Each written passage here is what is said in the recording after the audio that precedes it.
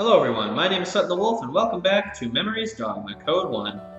So, we got stabbed, we woke up, we were like somewhere, we were at the shrine with Sutton, and I guess it was like some kind of vision, and she promised she'd come back, but then we woke up and now we are in some place. Oh yeah, we're in the base of Akane and Emma of the Crimson Wings, apparently.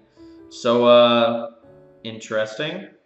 But we're about to check out our wounds on our torso, but I'm judging from Hiroki's language here, I'm guessing it's not going to be that bad, but I guess we'll see.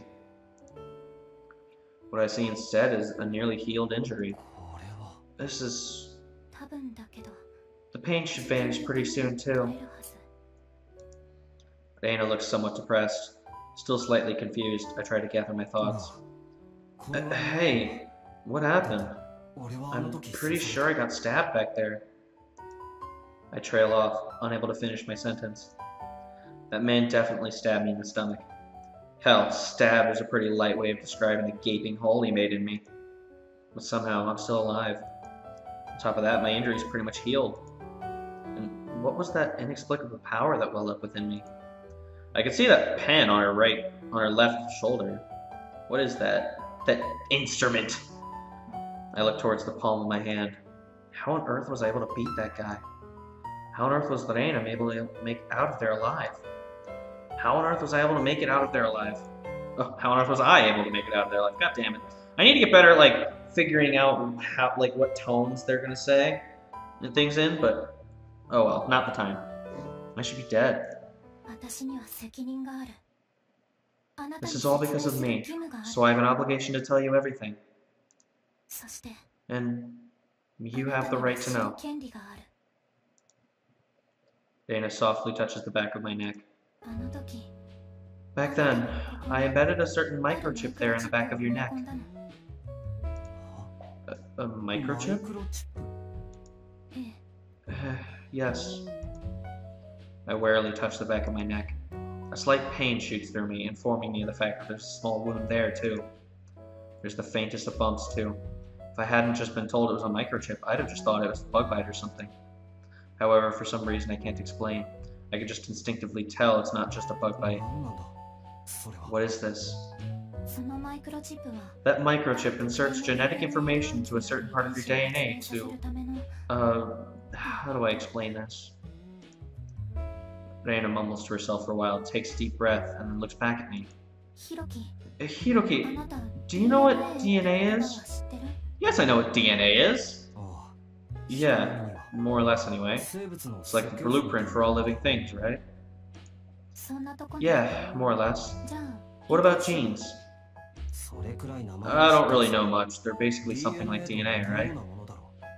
They're like the components within the DNA, right? Not quite. Genes are the information that's stored in your DNA. That information is what cells use to create proteins, and that whole process is called the central dogma of biology. Oh, Memories Dogma! Pfft. Oh my gosh. Central dogma of biology. That's an unfamiliar phrase. It's the same process detailed by the central dogma that creates skin, muscles, organs, the brain, basically the whole human body. Alright then. A lot of information that's going kind of over my head. Listening to Dana's explanation makes me feel like I'm taking a biology class. Please, don't remind me of biology class. That was... Hiroki, let's say you cut your finger. What do you do after it gets cut? I mean, I just wash it and put a bandage on it like anyone else would. Right. And what happens after that? Well, it just heals after some time, right? Right. It heals by itself. That happens because your cells are able to renew themselves. Obviously, it's not only humans, but most living creatures that are able to naturally heal. So what do you think would happen if that natural healing process was accelerated? Thinking about it logically, wouldn't it just mean that you heal faster? In response to my answer, Reina nods. Correct. Thanks to a certain paper, a specific gene known as Lin-28 started gathering a lot of attention. This gene was found to be the one responsible for reprogramming cells to start replicating when a part of the body suffered an injury. There was a certain experiment conducted where mice were injected with a specific sequence of RNA that caused them to produce an excess of the proteins associated with Lin-28, and researchers observed that the mice were able to regenerate missing limbs and heal wounds on their ears and the like. Oh, and the like, yeah. Jeez, I can English. Holy crap. And heal wounds on their ears and the like at an accelerated rate.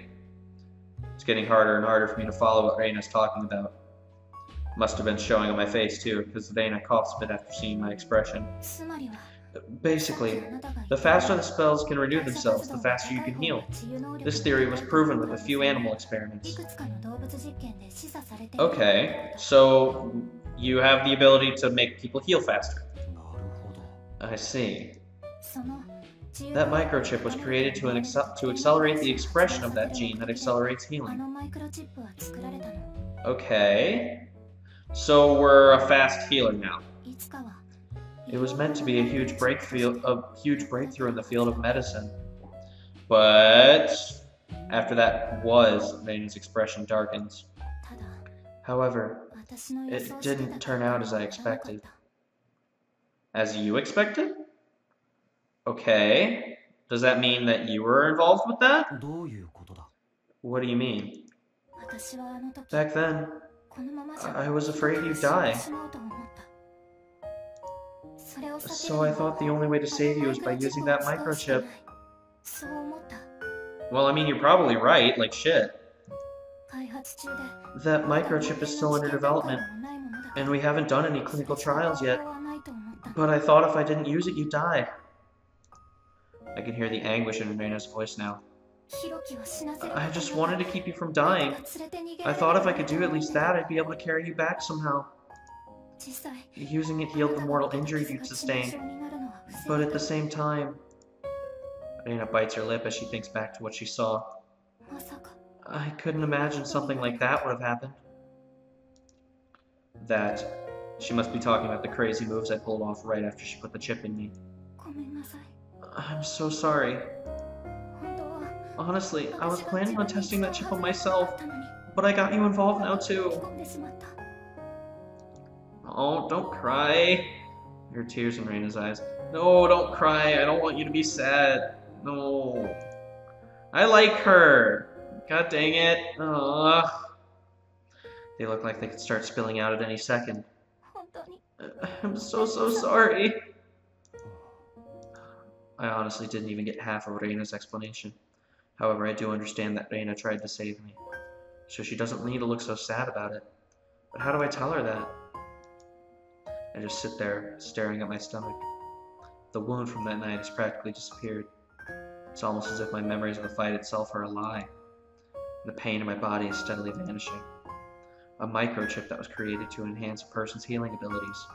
It sounds unbelievable, but what's happening in my body right now is proof that it's real.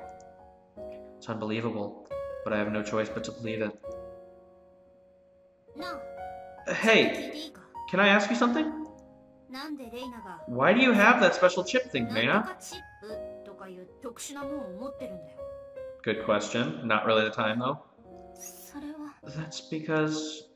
Reina averts her eyes. I work for a cutting-edge medical technology company, and I have trial versions of our current research. Okay, so that explains some things. She's being vague on purpose, though.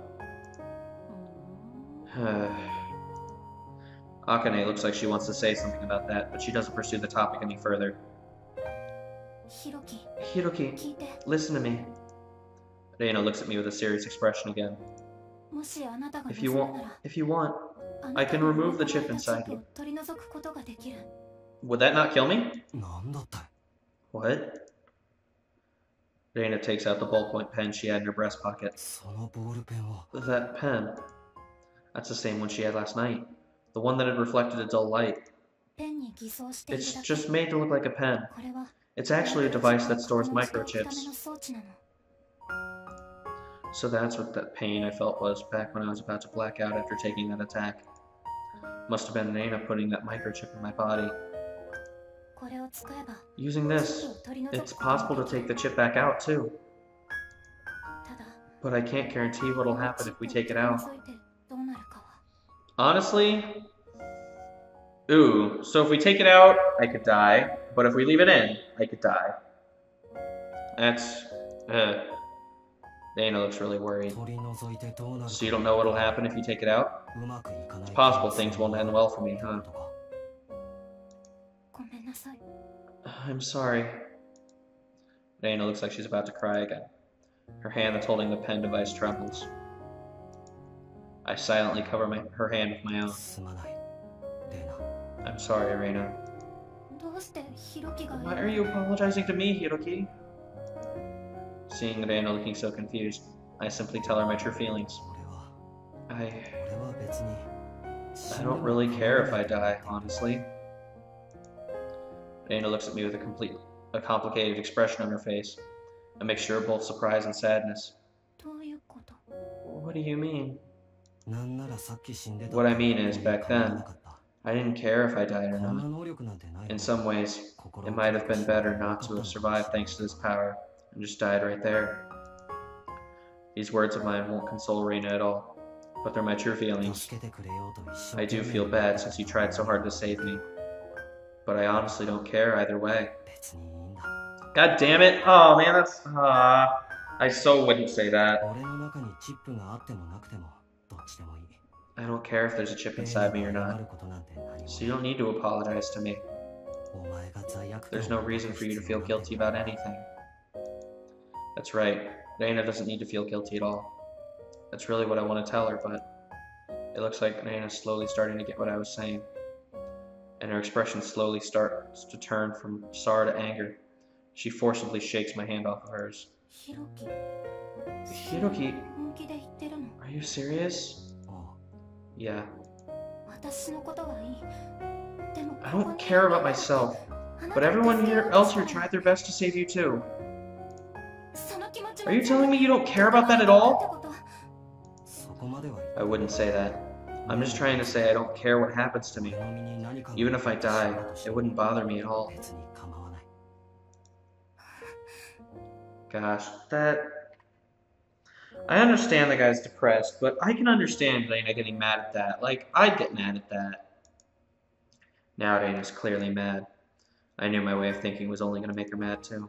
But even so, these are my true feelings. At least right now they are.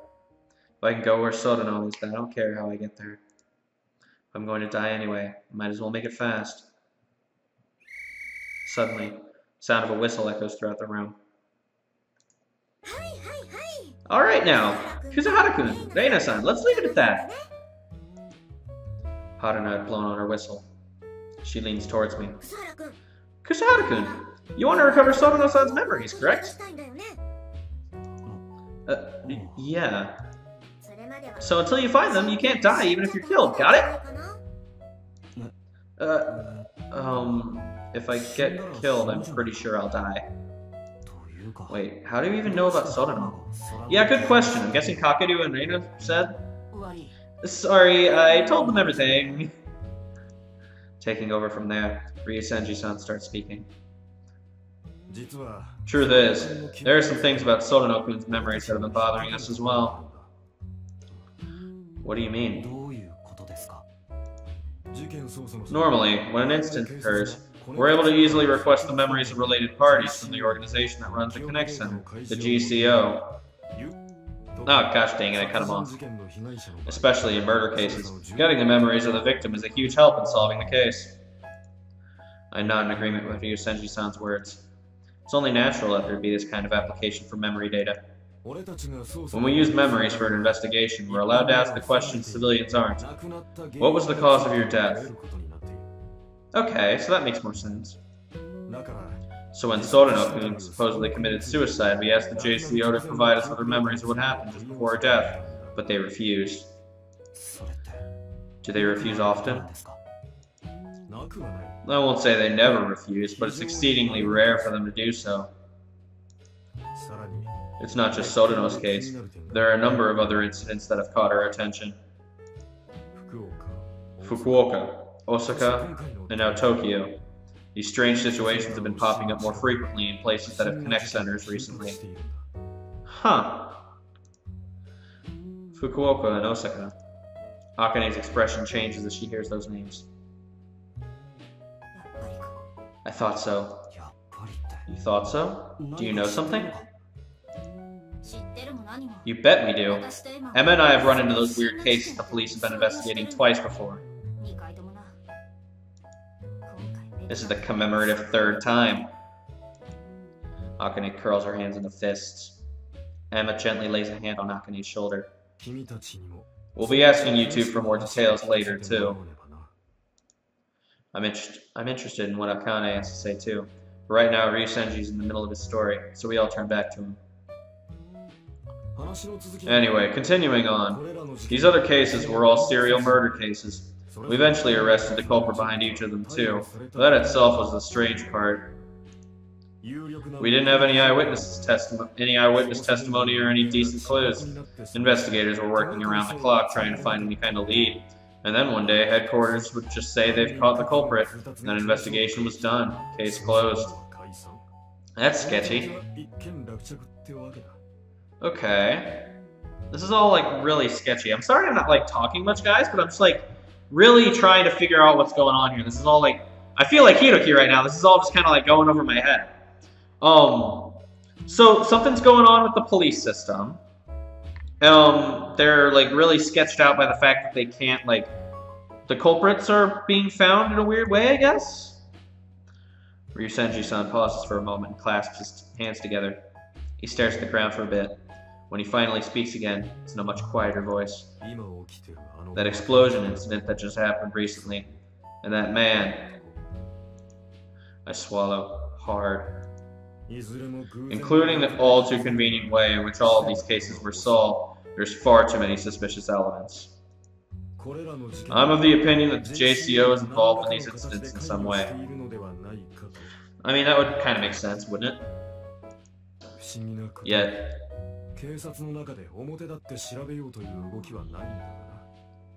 Yet, for some reason, no one in the police is moving to investigate them. I just got my little signal that I'm running out of time. Oh my gosh, I told you I was going to Seattle, and then I'm like in a rush for time here. I'm like actually in a rush for time, so I'm gonna have to finish this episode up. I'll try and get past this story. On top of that, when we try to investigate it ourselves, we get told not to meddle with them. Haruna purses her lips. I don't want to believe it, but it's possible that someone in the police is involved in these incidents too.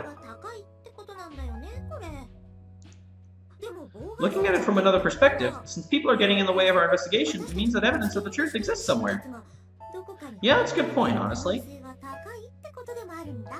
Jeez. So because of that, we've been independently carrying out our investigation in secret. Oh my gosh. Alright then. Oh, so that's why you were just asking random people on the street. Frankly speaking, though, there isn't anyone willing to cooperate with us right now. Unfortunately, even if we could find people to cooperate with, there aren't too many people we can trust. I'd imagine that's where we come in? Ryusenji-san, who's been staring at the ground the whole time as he talks, slowly raises his face and looks straight at us. From the looks of it, you guys are in some big trouble too. And you also happen to have information we can use.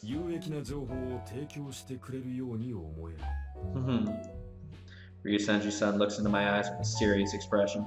So here's my proposal. We'd like for you all to become our informants. In return, we'll help you out with Sodano-kun's case. Please, Kusuhara-kun, won't you help us out? We'll find out what our answer is on the next episode, guys. This is a bit like a really long episode, and I need to get going. So leave a like, comment, subscribe to the channel if you can, guys. All this stuff really does help me out as a YouTuber, and I love hearing what you guys have to say. I will be back. Like, there's not going to be any delay in videos. Like, I'm gonna, you're still gonna get a video every day, and you're not even gonna notice I was gone. But I'm gonna be going to Seattle, so I will see you guys next time.